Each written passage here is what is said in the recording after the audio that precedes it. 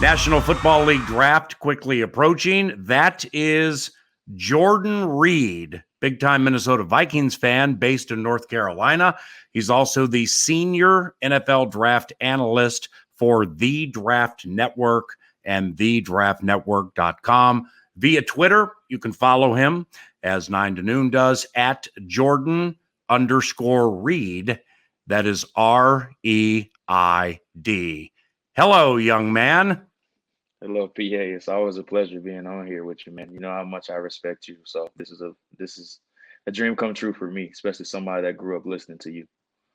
God bless you, man. I mean, we've been on the radio together before, but now you can see the headband, the chins, the eyebrows.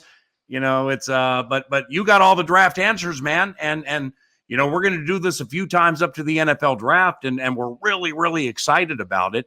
And you know, for those, I don't know if we've ever talked about this on the radio show, but you know, here, KFAN.com, Paul Allen show page, share how you and I met. How do you recall us meeting?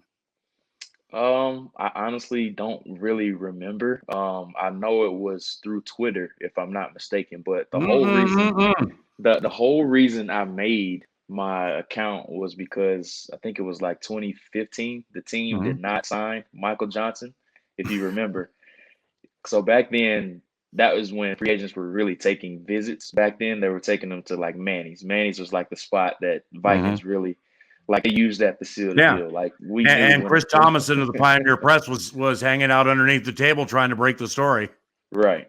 So I was like super mad that they did not sign Michael Johnson. So I wanted to create a Twitter account just to express my madness. So that's how my entire Twitter account got started. Actually, after that, Ford Field. Oh yeah, I forgot about that. Are you kidding me? Have you become so big and famous? You forgot yelling at me from the stands at Ford Field as I'm getting intel on the field before a football game. That's how we met. What happened? I've been to so many games, man. I completely forgot about that. Yeah, it was Ford Field. We kicked their butts that game too. That was an enjoyable game to watch. That's so awesome, man. Now, before we get into some scenarios and some players and stuff like that with Jordan Reid, the abundance of work and copy and information you guys churn out at The Draft Network year-round. Right now is money time, I would imagine. What's it like? I mean, what's it like for a draft-centric business at draft time? Well, it's absolutely crazy. I'll tell you that. You know, there's so much things going on, some of the things that you're hearing, you know, the people that you've been studying for so long, you're starting to see things come out about them. But also, it's like Christmas time for us, honestly, and it's like leading up. It's like the 1st of December for us right now, especially if you're that young kid. You're just waiting to see what's under your tree. And that's what all NFL fans are like right now. They're waiting to see what prospects are going to be new under the Christmas tree right now. But for us, all the hard work, all the preparation, we're just ready for it to see, you know, all of that stuff pay off. So it's really fun, especially 3 weeks out from the draft. Hey, Jordan, just off script, out of nowhere, I've never asked you this. The Lenore Ryan kid last year, Kyle Duggar, I mean, Belichick rocks the world early second. What did you guys think of him? I loved him. I actually went to see him play live last season. And, you know, he was a person that I was a big fan of actually before he blew up. And I was telling people about him, like, man, there's a small school kid in Lenore Ryan. He's a really good player. He does everything for them. Play quarterback, running back, safety, even play special teams for him as well. And, you know, that's what you want to see from small school players. You want to see him stand out like that. And it wasn't surprising to see him have the success that he did, especially down in Mobile at the Senior Bowl. Well, it's only 1 year. I mean, he did everything at Lenore Ryan. He did nothing in the NFL. So, I mean it's a long career as of right now. I mean, Mr. Kraft's looking at it like, hello, what are we doing here? Hello. Now, locally, really the reason Nordo and I, Eric Nordquist, is producing this now, AJ Mansour, KFAN.com. He'll dress it up and post it. Kind of the reason we conceived this and immediately thought of you, the Jeff Gladney ordeal. And certainly not to kick metaphorical dirt on a proverbial professional grave, ain't doing that. But we're close to the draft. If he doesn't play for the Vikings next season, with the draft coming up, beginning at pick 14, in your estimation, how if any, does it impact the draft? I would say it impacts it significantly just because they brought in Patrick Peterson as that veteran leader, and then they quickly pivoted and re-signed or brought back, I should say, Mackenzie Alexander, a player that was really productive for them. And a lot of people were asking why would they sign Mackenzie after drafting Gladney last year and then having him play slot predominantly, and then the news comes out about Jeff, so now we get an answer to that. But I don't think it changes the draft plans a whole bunch unless one of those top three guys really fall to them. I think Caleb Farley probably will be there for them, but the back issues and things of that nature. I don't Mm, know how comfortable they're going to be with that. Patrick Surtain the second could change a lot of mm, things for them if he's there for them at 14. And mm. then J.C. Horn, the cornerback from South Carolina, Joe Horn's son, that's getting a significant amount of buzz right now. So if any three Yeah, of those guys are there for them at 14, they yeah. may be tempted a little bit. If Patrick Surtain's kid is available at 14 and the Vikings don't take him, and personally, I don't know if they should. I mean, I think Mike Zimmer might punch somebody. I mean, I think I honestly think he just loves corners like that, knowing him as well as I know him. So let me formulate this opinion and give me your thoughts. I don't want the Vikings to take a cornerback before round number 5 because I don't believe anything they're going to get around. I think Harrison Hand can jump into a position knowing the schemes and knowing the plays and be every bit as good as most, if not all, rookies this season. So, I mean, I don't need a corner till the 5th on. What about you? Yeah, I agree. And you just have to think about who is he going to take reps away from? Right. Patrick Peterson's going to be a starter. Cam Dantzler, who was a very productive player for them last year, he's going to be the starter on the outside. And then McKenzie's going to be the guy. Him and Mike Hughes will battle for that slot spot. So who is he going to take reps from? So I'm Yeah, right there with you. There's just no spot for him on the roster right now. And Harrison Hand's probably going to be that swing inside outside guy. maybe. Yeah, I can't put, personally speaking, if Hughes indeed does play, and I love Mike, but I can't count on him, just like because of the injuries.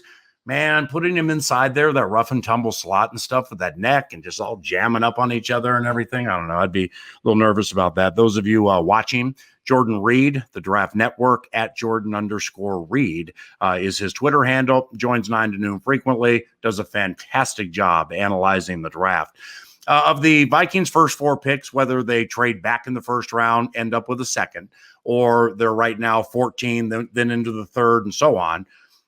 Two offensive linemen through the first 4 picks. I mean, it's like last year, the ballyhooed depth of the wide receivers, all the way back to Darnell Mooney, man. I mean, it was dead accurate. I hear the same thing about the offensive tackles this year. If that's the case, I need 2. One who can play tackle like Rashawn Slater right now and start. Another who might be able to help at guard. What do you think of that? Yeah, I agree with you. And the great thing for the Vikings is that this is a really good offensive tackle class. And we've seen the second round is really the sweet spot of where they like to take those offensive tackles. We've seen Brian O'Neill going to have a lot of success. And then Ezra Cleveland, who came in and filled in at right guard very nicely for them this year. And, they don't have a second round pick. So let's say they trade back from 14 and then somehow get that second round pick. Dillon Radunz from North Dakota State. He's one name that I think they will take a liking to. He's had experience at left tackle. He's played all 36 games of his career out there. But at the Senior Bowl, he transitioned inside to left guard, and the Vikings still have a big hole at left guard, so he could come in and fill in right away. So keep an eye on that. That's Dillon Radunz from North Dakota State. Spencer Brown is another name that I think they're going to like a lot from Northern Iowa. He's a player that tested really well, and he fits the athletic profile that they're looking for. And then another name I'll give you is Brady Christensen from Yeah. BYU. He's another name that I think they're going to have a very liking to as well. Yeah, the 9 to noon producer, KFAN Nordo, sniffed him out a few weeks ago or whatever when Spielman was at the pro day and, did some intel on him. And it seems like he fits perfectly what they want to do here. Likewise, for Wyatt Davis, the guard from Ohio State. And, I like him. I'm not exactly sure where he's going to get drafted. Then I go to the draftnetwork.com and I read up on him. Right at the end of the write-up, he fits a zone blocking scheme. And obviously they do that here. Wyatt Davis, inside offensive line, Vikings. What do you think? Yeah, I would be a fan of it. Now, he's predominantly played right guard at Ohio State, so he would have to transition to the left side if they keep Ezra Cleveland at that right guard spot. They don't transition him to left tackle, or we don't know what they're going to do at left I tackle know. right now. That seems like the big mystery. So As of right now, he would have to transition to the left side. So that's the big caveat with him, I would say, just because he's created so much comfort at that right guard spot, he have to play a whole new side. But as far as the scheme and how he would fit it, I think it would be a really good selection, predominantly in the second round. 14 or the first round is just way too rich for me, Yeah. for him. But if they get a pick in the 50s, I think that would be a really good spot for him. JR, with that Carolina Panthers trade to get Sam Darnold, you look at the picks all in front of the Vikings with the Chargers with Herbert and Cincinnati with Joe Burrow. If Peyton and Shermer and Fangio and the Denver Broncos do not take a quarterback, and Drew Lock's only in his second year, but I thought he was terrible last year. If they don't take a quarterback, there could be two of the ballyhooed five available for the Vikings at 14. I mean, one I think almost certainly will be Lance, Fields, or Jones, or Wilson, who knows? But say two of those five are available at 14. What do you do? I think you have to take them. I mean, the biggest weapon in roster building in the NFL is having a cheap quarterback. We've seen it with Patrick Mahomes when he was cheap. And the 2012 Seahawks really set the blueprint for this when they had Russell Wilson. And those guys were one play away from being a dynasty, but that's how they were able to keep that roster intact. They had the cheap quarterback. And really, that's where a lot of these quarterbacks have had success. We see with the Browns right now. The Cleveland Browns have really turned over their roster just because they have a young quarterback. There's plenty of others. The Buffalo Bills are a great example of how they've been able to put together a very strong roster. So whenever you have a cheap quarterback, that really sets up your roster in a really good spot. So, I mean, we'll see what happens. I don't want to put any odds on it or anything like that, but it is a decision that they do have to make, and they have to weigh the pros and cons. If a Trey Lance is there, or if a Justin Fields somehow slips to 14, it's something that they do have to think about. Right. And obviously there would be teams that would want to come up and get one. So, I mean, they probably would overpay. So that's a major option too. Finally, honestly, does any of this matter? Draft speculation, free agency, and all of that. When you have unbelievably good players returning to the Tampa Bay Buccaneers for minimum wage, just so they can be in Tom Brady's aura. And now they all know the plays. They've all had a full season, weird season too, got the money, killed Mahomes. Does any of this matter? I mean, are the Bucs an absolute cinch to get to the Super Bowl? Yeah, I don't think I can ever recall a team bringing all 22 starters back from a Super Bowl winning team. I've never seen that before. Never. But that just goes to show you the type of culture that Jason Licht has established, and then also the type of leadership that Tom Brady has. I mean, you have guys like Ndamukong Suh coming back for cheaper money, Leonard Fournette, even though the market wasn't great, coming back for a one-year deal. Yeah. And you have these other guys taking discounts to come back as well. It was crazy how they bought all those guys back. Shaq Barrett, Chris Godwin, and everybody said they're going to lose somebody. They're going to lose somebody, but they bring all 22 starters back. So just incredible. And up there in New England, you got the owner ripping the coach. They can't draft. I mean, Buffalo's running away from them. Tua's about to get hot. The Jets probably are getting hit on like 4 picks, so we'll see how that works out. All right, I'm going to do this in closing for the 2, 3, 4, whatever we do of these up to the draft. Pick number 14 for the Minnesota Vikings, a name, a position, and 15 seconds on why, with a right to change it every time we do this. Alijah Vera-Tucker, offensive lineman, USC. Like him a lot. Athletic profile. Has all the physicality that you're looking for. Isn't a super strong player, but that's okay. In his own type scheme, they don't really look for that point of strength at the point of attack. But as far as his versatility, he has it. He played his left guard his first 2 years. Last year, he transitioned to offensive tackle, and he was a big-time player. So I'll be a big fan of Vera-Tucker at 14. You like him more than Rashawn Slater? I do not. I love Slater. Oh, but you think Slater will be gone?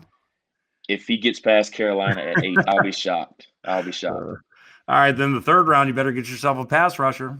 Yeah. And I'm glad down that ACC, see what you can do. I'm glad you brought that up just because do you know the last time they selected a pass rusher in the first 2 rounds?